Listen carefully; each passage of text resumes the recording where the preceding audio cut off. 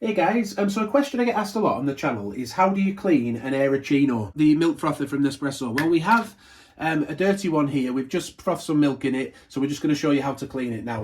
Also, before you begin, do not submerge this bottom bit in water here. It's not dishwasher safe and it's not waterproof. There's an element in there, a heating element and a power element. It could ruin it, so don't submerge it. So some people like to put a drop of fairy in with some water, press the button again, let it whiz up, and that cleans it. Obviously put the lid back on, and then they rinse it off after that. Personally, we've never had to do that. We just remove the whisk.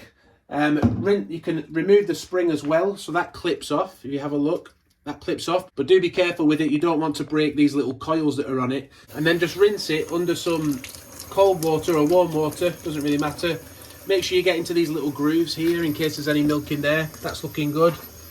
And then the little spring, all the coils there rinsed off, that's looking good as well. When it comes to the inside of the unit itself, if you just pour some warm water in, you can use soap if you want to, but again, to be honest, we never do, and we've never had a problem.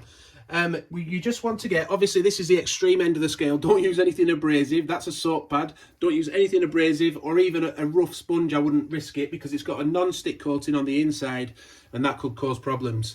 So just use a damp cloth. This one, I'll just dampen it a bit now. We'll pour the water out that we've just poured in, and then I would just use a damp cloth on the inside, non-abrasive, look. If you can see what I'm doing there. Make sure you get right down to the bottom. And then rinse it out again. I'd probably just swill it a little bit on the inside. I'm being a bit finicky, but I just like to turn it as I'm pouring the water out. Just to be able to get any used milk residue out. And then you're ready to dry it. So the same principle again, nothing abrasive, just a tea towel or something. Again, get right to the bottom on the inside, dry it out, dry it around the edges as well. Buff it up a little bit so the metal looks nice, the stainless steel. Obviously dry the outside of the Aeroccino if it needs it. And on the inside there, it's looking nice and clean now, isn't it? No milk on there anymore. With the lid has a seal on it. I would remove the seal just because milk can get in behind on that rim there. Again, rinse that off.